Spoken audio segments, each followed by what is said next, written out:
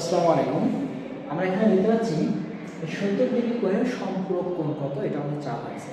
ওকে, তাহলে আগে আমাদেরকে দেখতে হবে পূরক কোণ এবং সম্পূরক কোণ কাকে বলে। আমরা এইটা দেখি, এটা কিন্তু একটা সরলরেখা।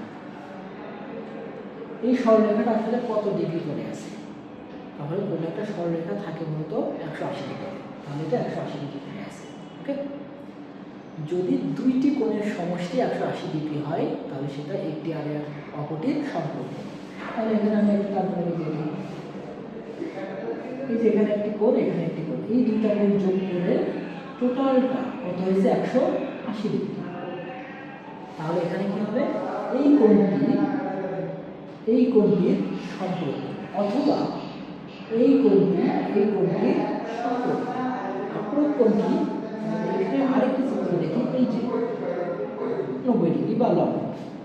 যদি দুইটি কোণের সমষ্টি, আরেকটা জানতে পারে, এই যে দুইটি কোণের সমষ্টি যদি 90 ডিগ্রি হয় তাহলে একটি কোণ অপরটির পূরক কোণ। দুটি কোণের সমষ্টি 180 ডিগ্রি হলে একটি কোণ অপরটির সম্পূরক কোণ, আর দুটি কোণের সমষ্টি 90 ডিগ্রি হলে একটি আরেকটি পূরক কোণ। তাহলে আমাদের দেওয়া আছে কত? 70 ডিগ্রি কোণের সম্পূরক কোণ কত? তাহলে আমরা জানি দুটি কোণের সমষ্টি কত হতে হবে? 180 ডিগ্রি। তার মধ্যে থেকে আমার একটি কোণ দেওয়া আছে কত? 70 ডিগ্রি। তাহলে 180 থেকে আমি যদি 70 ডিগ্রি বাদ দিয়ে দিই তাহলে কত পাবো? 110 ডিগ্রি।